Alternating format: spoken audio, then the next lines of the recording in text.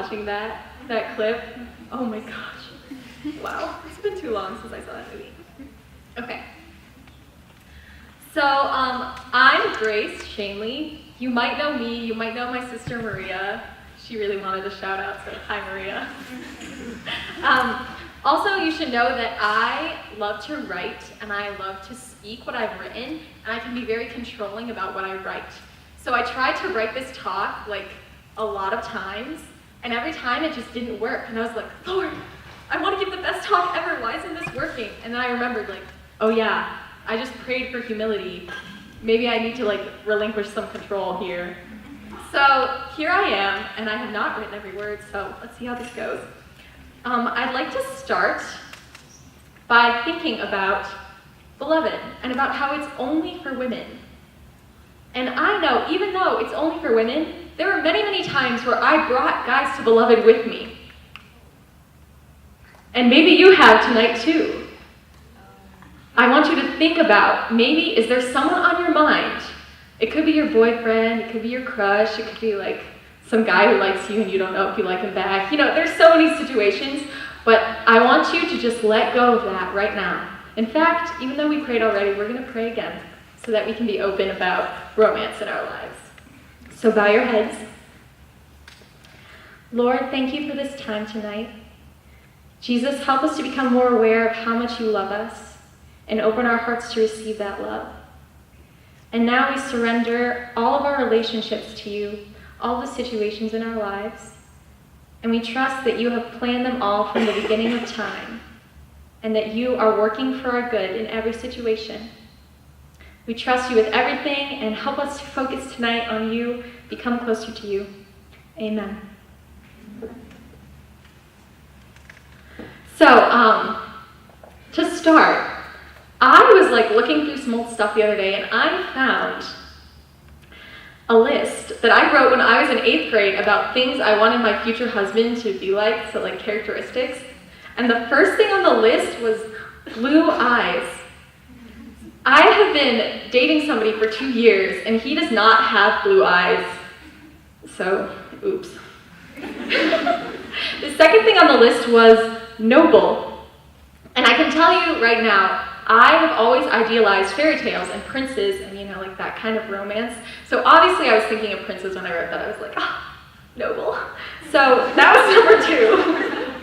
And then the third one, I finally got around to faithful Catholic. So, yikes. The fourth one was likes books, which I think is important. And the fifth one is can cook, because I can't cook. So it's just funny to like look back on that and be like, wow, I was like 12 years old and I was trying to plan out my future romance. But we do this. We think so much sometimes about our future romances, you know? And even if right now you're like, I don't want a boyfriend, all the boys in my class are really lame, you probably are thinking like, oh, someday though, someday I want to experience that. I want to like dance in a ballroom with probably not a beast, but you know, like a prince. So, and even if you're not that romantic, like nobody wants to be alone, you know? Everybody wants somebody. And like we're women, like we probably, you know, our bodies are built for carrying children. We're probably like, oh, I want kids someday. I'm gonna be married. You know, like this is normal for us. So, the thing is, the word romance, there are so many connotations to this word. Like when I was thinking about this, I was like, how am I even gonna define this? Like everybody take a moment and like, what's the first thing that comes to your head when you think of romance? Anybody? Candlelit dinners. Maddie? Roses, yes. Who said candlelit dinners? Oh, Ember, that's pretty good. Yeah, I like candlelit dinners. Anybody else? Mary? Picnics. Oh, it's so cute. See, all these things are really cutesy and really sweet. A lot of times, like, when I think of romance, I think of rom-coms. I can't help myself. Has anyone seen 27 Dresses? Yes, that is, in my opinion, like the best rom-com ever. Okay, the thing is, in real life, romance is not a rom-com. And I only know this because, like, okay, I have a little bit of ethos. I've been dating for 2 years, and it's only been one guy. But, like, from what I can tell, romance is not a rom-com. There's no, like, romantic kiss before the credits. It's not like a cutesy wedding. Like, there's every other day of your life after that cutesy wedding. So don't just plan your cutesy wedding. Plan for your whole life. I think, never mind. That's like a tangent. I'm not going to go down there. Okay, so that's what romance is not. Romance is not about like dating. Romance is not about like the perfect kiss. It's not about sex, no matter what the world says. The world presents so many things to us as romantic, but that's like a tiny, tiny sliver of the real thing. And a lot of these things that the world presents to us as romantic feel really good, but they won't last. They look really nice. They feel like they make you feel happy, but like you have to wake up the next day and live your life. So, something that I think is really romantic, I'm going to share with you right now. So I'd like you all to imagine yourself as receiving this letter from a wonderful man who you love, because this is a real letter. This is a historical event. This happened. Okay, close your eyes. My darling wife, this note is to warn you of a diabolical plot entered into by some of our so-called friends, calendar makers, and even our own children. These and others would have you believe we've been married for 20 years. 20 minutes maybe, but never 20 years. In the first place, it is a known fact that a human cannot sustain the level of happiness that I feel for more than a few minutes, and my happiness keeps increasing. I will confess to one puzzlement, but I'm sure it's just some trick perpetrated by our friends. I can't remember ever being without you, and I know I was born more than 20 minutes ago. Oh well, that isn't important. The important thing is I don't want to be without you for the next 20 years, or 40, or however many there are. I've gotten very used to being happy, and I love you very much indeed. Your husband of 20-something or other. That letter was written by Ronald Reagan to his wife Nancy, and I love that letter. And I think, like, we can hear that letter and be like, oh, wow, that's so cute, but like, I want you all to want that for yourselves, you know? Like, this isn't some outside romance that like happens to other people, but like we can settle for something like not as perfect. I want you all to set your standards as high as Ronald Reagan, please.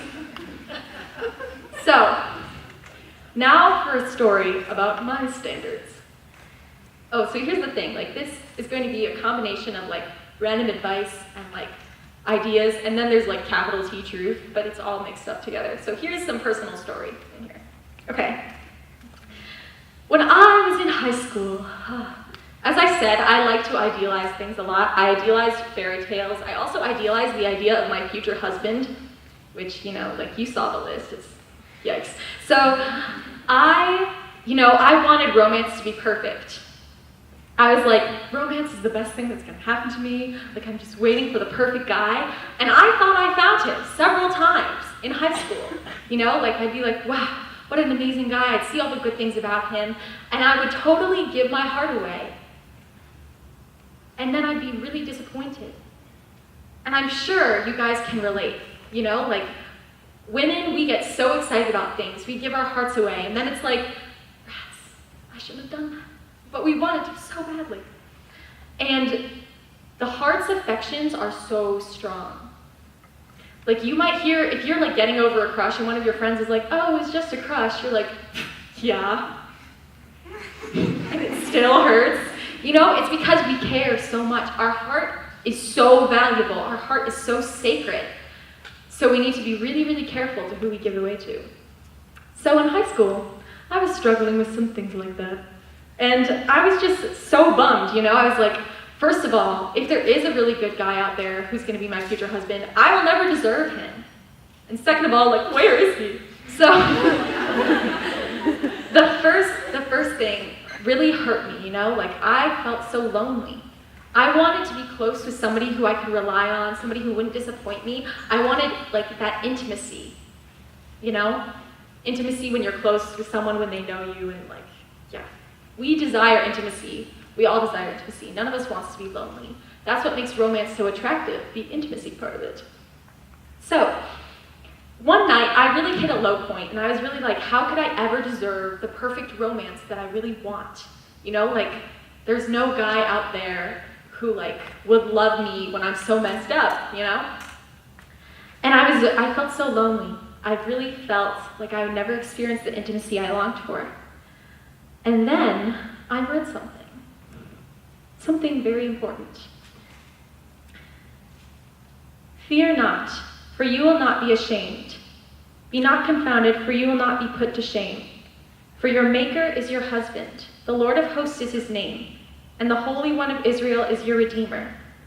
For the Lord has called you like a wife forsaken and grieved in spirit. For a brief moment I forsook you, but with great compassion I will take you back. In overflowing wrath for a moment I hid my face from you, but with everlasting love I will have compassion on you, says the Lord your Redeemer. For the mountains may depart, and the hills be removed, but my steadfast love shall not depart from you. And my covenant of peace shall not be removed, says the Lord, who has compassion on you.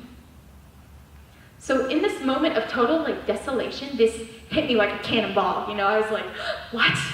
And I was kind of confused. I was like, can this be real?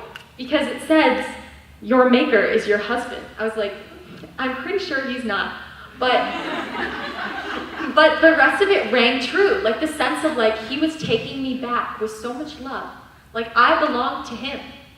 And then I realized, in a way, I am his bride.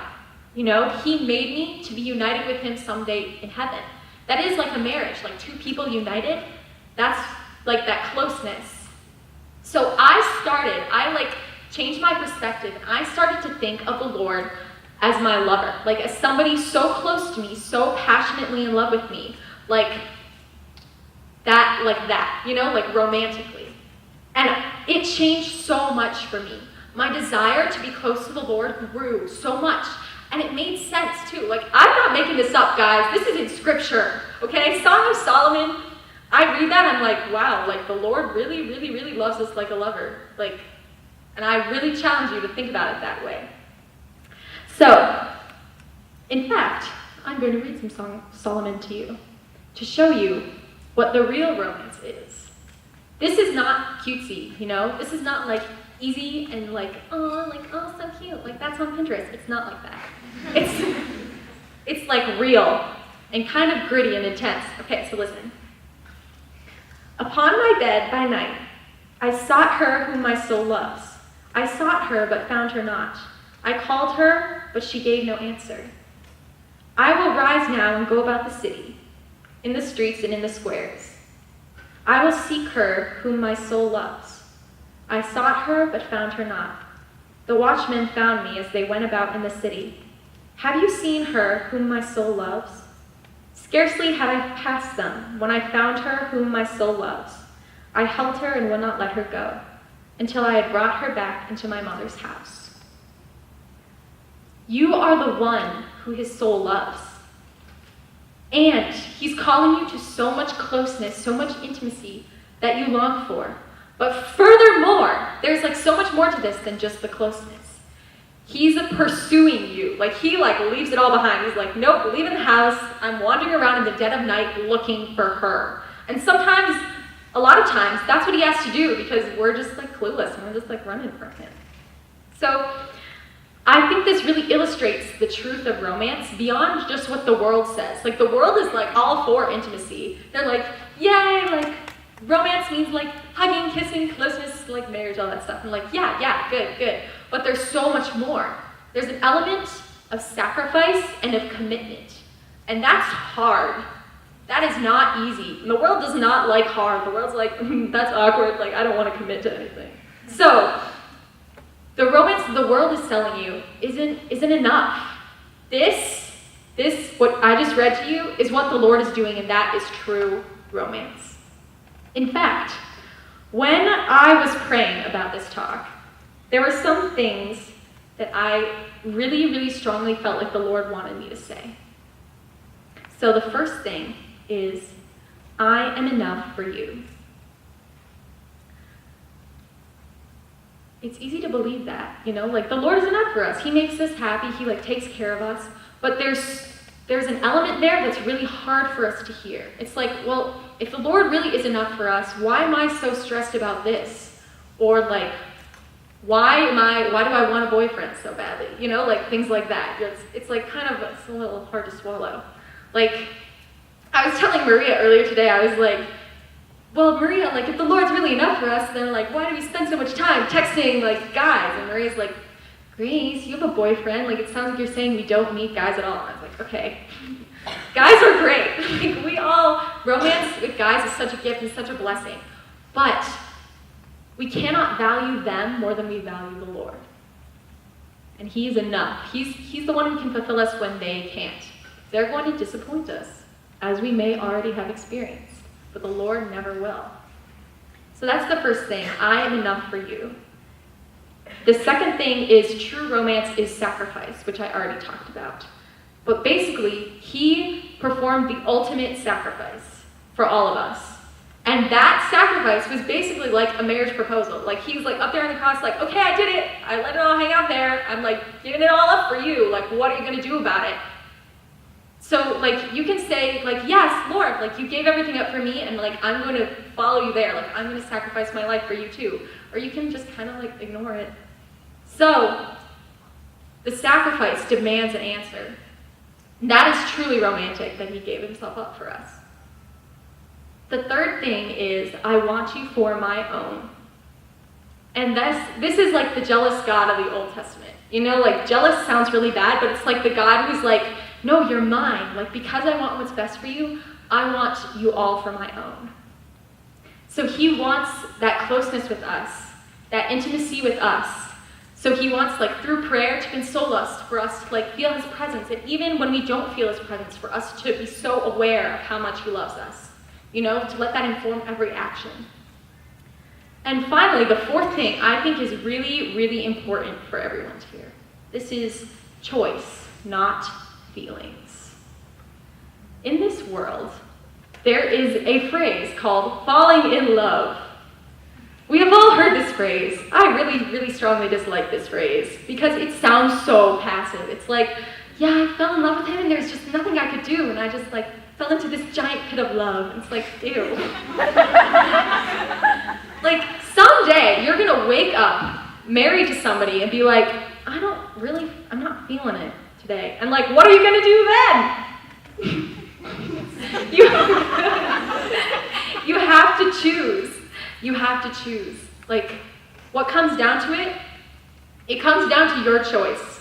Like, someday you might ask yourself, wow, like, I'm like married to this person, and how are they different from all the other people that I dated or like had a crush on ever? Mainly because you chose them. You decided to love them. So there's a choice, you have to stick to it. And of course, like, you choose with God's guidance, you choose the most reasonable, the best choice, like, choose out of goodness, out of virtue, but still, like, you can't be wishy-washy about this. You can't be like, oh, I just feel it so strongly, and then the next day you don't feel it so strongly, so, like, you can't base things off of this. It'll mess everything up. So, that's what I have to say about choice, not feelings. And I really strongly feel like this is something we need to think about more. Because even if we know this, like, the world that we're surrounded by is so passive and so receptive. So, like, we need to be more active with it. Okay, so those are the 4 things that I really felt like the Lord was saying, like, I want them to hear this from me. So you heard them from me. Okay, back to some personal stories. So that's like the first part. The first part was about how the Lord, like, changed how I saw romance through Him. This second part is about how He changed how I saw romantic relationships with guys. So everybody get ready. This is the part you were waiting for, because I know I came to BeLoved every week like, I need advice with my guy problems. Anyway, so this personal story begins about 2 years ago, where I was loving this whole romantic idea of the Lord. I was like, Lord, you're taking care of me, you're loving me. Like, I don't need a guy, haha. And I was also like, I don't want to date in high school. Guys are so immature, haha. And yeah, there were lots of reasons why I didn't want to date. One of them, though, was that I was terrified. I was like, I don't want to put myself out there. I've been hurt before, and at least the Lord will never hurt me. So I thought I was doing, like, exactly the right thing. And then there comes along this guy And I am in total denial. Okay, can I just say, for starters, I never wanted to talk about this in my talk. I was like, I'm not talking about Owen. That's weird. Like, everyone will think I'm bragging about my relationship. The Lord had other plans. Okay, so I was in total denial about having a crush on this guy. I was like, no. But then we started spending lots of time together, and he like seemed to be really intentional about spending time with me. And I was like, does he like me? No, we're just friends. So eventually he came out and was like, Grace, I really like you, and I want to like spend a lot of time with you. What are you going to do about it? I was like, Lord, I don't know. So I went to BeLoved the next night and prayed. And I was like, Lord, is this good for me? Like, what is this about? This can't be your will, right? And then the song that came on was You Are For Me. And I'm like singing this song, I'm like, oh, somehow this is really good for me. Like, I had never considered the possibility that dating somebody would be really good for me. Like, it was a gift from the Lord. Like, he was like, this will make you happy. Do it. Go. So I was still terrified. So the next night, I was talking to Owen, and I was like, well, I don't even know how to date. Like, I don't know if this is a good idea. And he's like, well, like, what's the problem? I was like, what is this going to look like? And he said, I just want to take you to heaven. And I was like, oh! What am I waiting for? So, like, with that, my whole perspective changed. I was like, this can be such a gift, such a blessing. Okay, so I am not saying that you have to date somebody only if they promise to take you to heaven, because I don't think that might not happen. So, basically what I'm saying is, if you find somebody who is going to love you and take you to the Lord, the way the Lord wants you to be loved, like, that's amazing. That's a gift. That is part of true romance, because God's romance for us, God's love for us, is the most powerful. It's the most powerful love in our lives.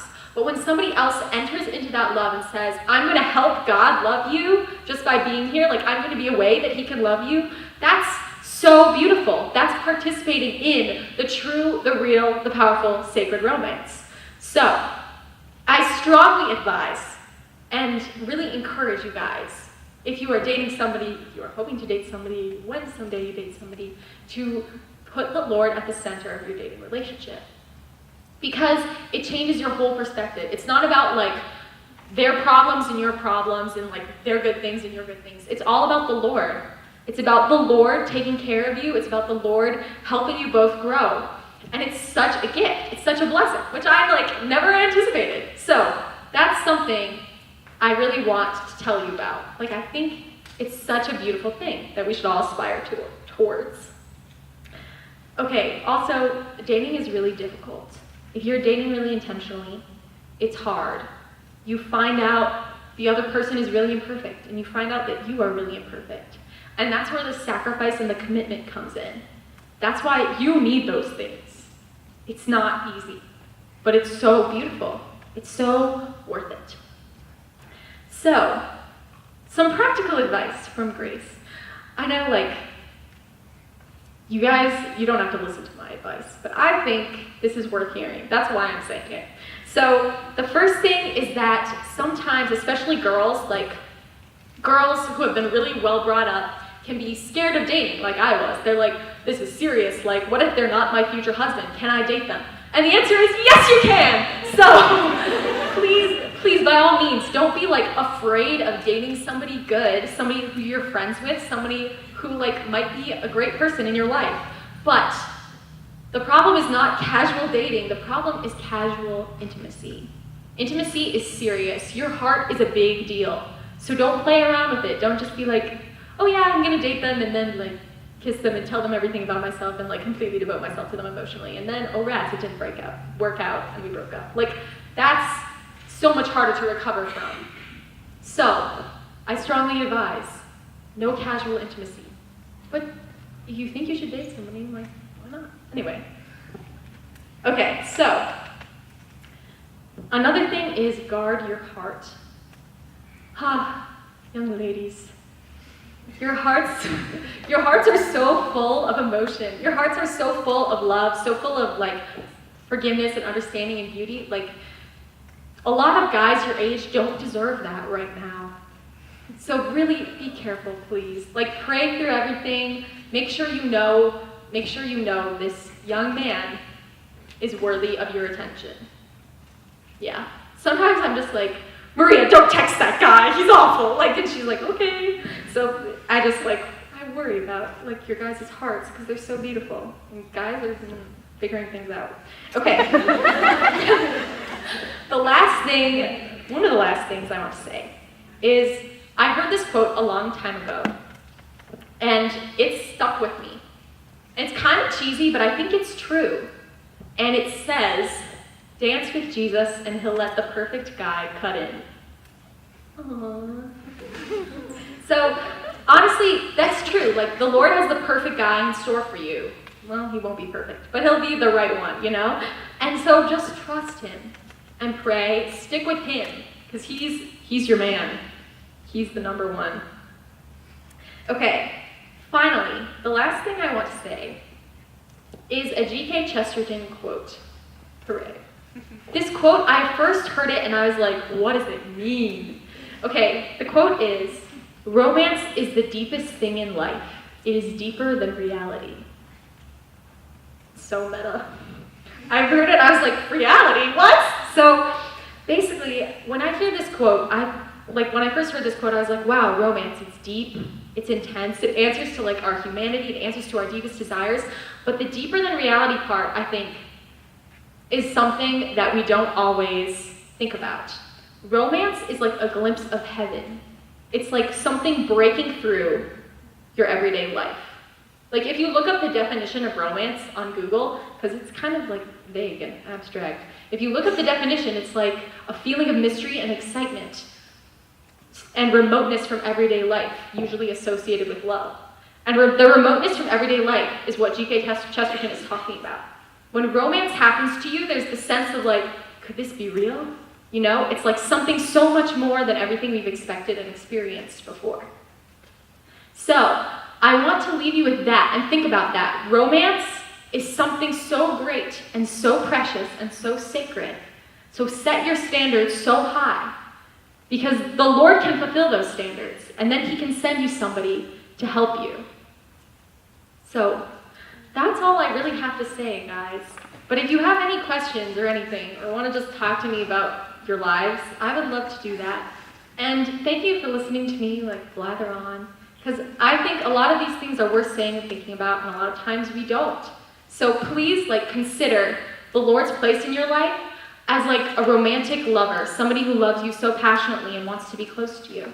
And then consider the role of guys in your life as people who help you to the Lord. Thank you.